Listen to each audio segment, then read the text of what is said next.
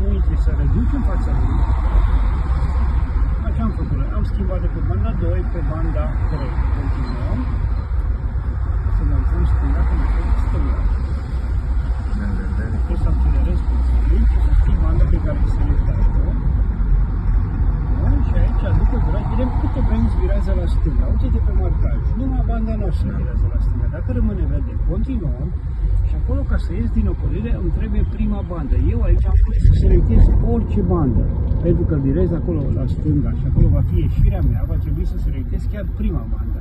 Apoi treapta 1. Ridic încet din ambreiaj și ne mișcăm. Așa.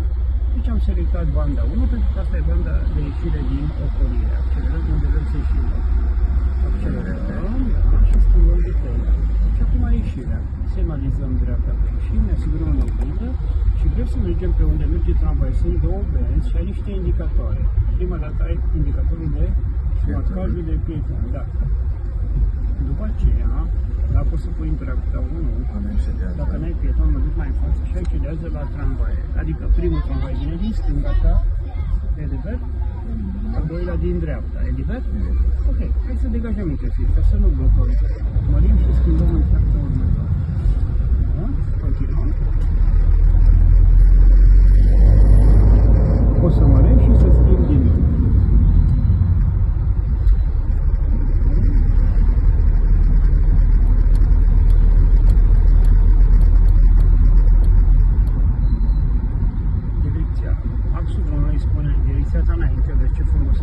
Și spune că ai prioritate față de cei care vin din partea dreaptă. Desigur la pietă, să vedem dacă vin băieții din stânga, deci mai departe.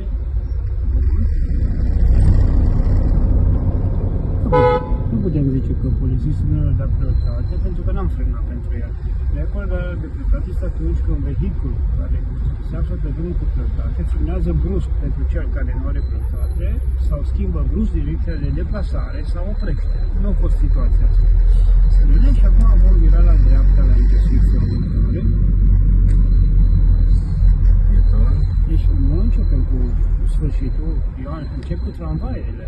Ia uite, ai tramvai din față și din spate, se pare că e liber, după aia pietoni, după doamna cred că e liber, îi dăm ambreiaj cu porția și ne ținem frumos banda 1 pe care am intrat. Deci controlez ambreiajul. Mergem pe direcția înainte, cauți pe partea dreaptă indicatoarele. Și să ținem pe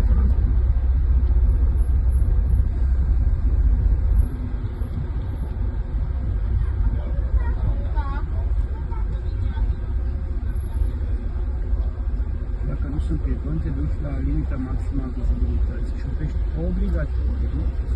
Așa mergem un pic mai în față, ne asigurăm stânga-dreapta și dacă nu ai, ești pieton, accelerezi, degajezi intersecția, da?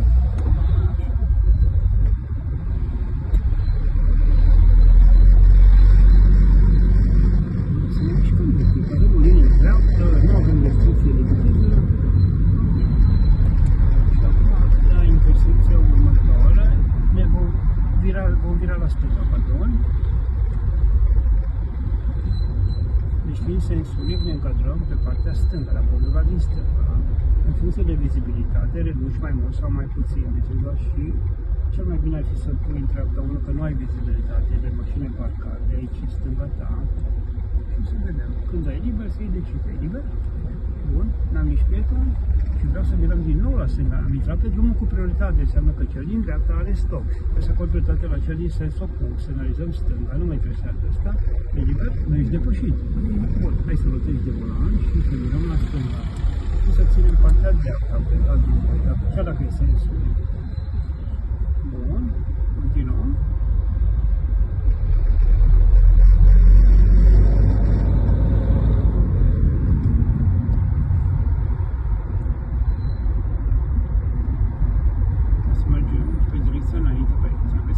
Sunt niște marcaje care îți interzice să se marcaje și se formează o singură bandă aici. Spune să nu formezi două. Stop cu marcajul, stop cu trebuie să te oprești obligatoriu aici. Și după aia te sigur la pieton și avansezi. Da? Și acum dacă e liber, hai să mergem.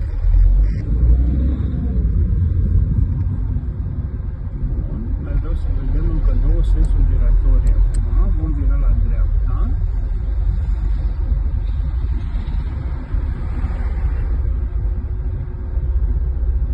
Din nou, ia de pe rând acordările de libertate. Încep cu trecerea de pietoni, după aceea tramvaie din stânga. Nu intrăm până nu pleacă pietonii. Stăvlești, mai vin pietoni, nu poți să mergi. Și dacă tramvaiul a pornit de acolo din stație, din partea stângă, chiar dacă e relativ departe, nu poți să intri că tu, așteptând celelalte vehicule, rămâi pe linia lui, tu să ai liber acolo tramvaiul. Pune tramvaiul. Da, așteptăm. Deci, pe rând, cum am zis, pietoni, tramvai din stânga, tramvai din dreapta, vehicule din stânga și pietonii care este de după viraj din dreapta, vezi? Și se pare că sunt destul de mulți pietoni.